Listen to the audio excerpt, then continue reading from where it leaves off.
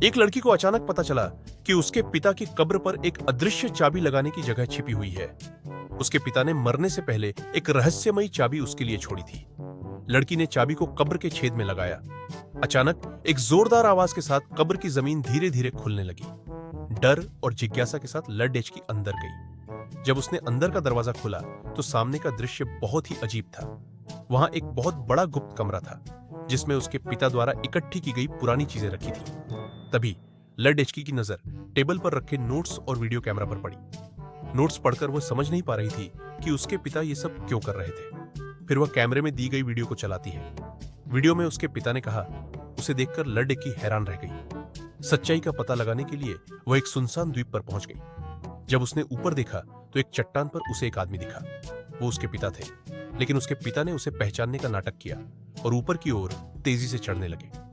लड़की भी पीछा करती हुई ऊपर पहुंचती है। वहां एक अंधेरी गुफा में उसे उसके पिता मिलते हैं। वो पूछती है, पिताजी, क्या आप अभी भी जिंदा हैं? उसके पिता उसे तब तक कुछ नहीं बताते जब तक वह उसकी बेटी है।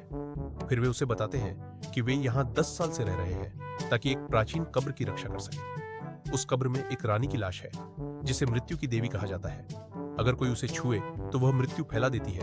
इसलिए उन्हें नहीं पता था कि एक आदमी वहां छिपा है और कब्र का दरवाजा खोलवाने के लिए लेडी डाचकी को धमकाता है। डाचकी को दरवाजे का सिस्टम समझ नहीं आता, लेकिन उसे पिता द्वारा दिए एक पुराना खिलौना याद आता है जो उसी की तरह दरवाजा खोलने का तरीका उसे याद देती है। सभी लोग रस्सियों के सहारे अंदर उतरते हैं। आदमी लड़की को आगे चलने को कहता है। कुछ दूरी पर चलते ही एक ट्रैप होता है और अचानक कई लोग मर जाते हैं। सभी डर जाते हैं, लेकिन आगे बढ़ते रहते हैं। नीचे हजारों लाशें पड़ी थी। एक कमरे में उन्हें एक ताबूत दिखता है। आदमी सोचता है कि इसमें अमृता का राज है और वह उसे खोलने को कहता है। ताबूत खोलते ही सब हैरान रह जाते हैं। अंदर रानी की लाश ऐसे रखी थी जैसे वह अभी सोई हो, लेकिन जैसे ही लाश हवा छूती है, फिर आदमी एक उंगली तोड़ लेता है ताकि उसे बेच सके।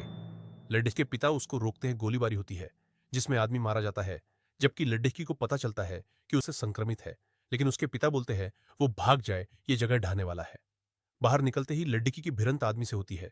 लड़की उससे रानी का उंगली छीनकर खुद खा जाती है जिससे उसका कोई गलत इस्तेमाल न कर सके।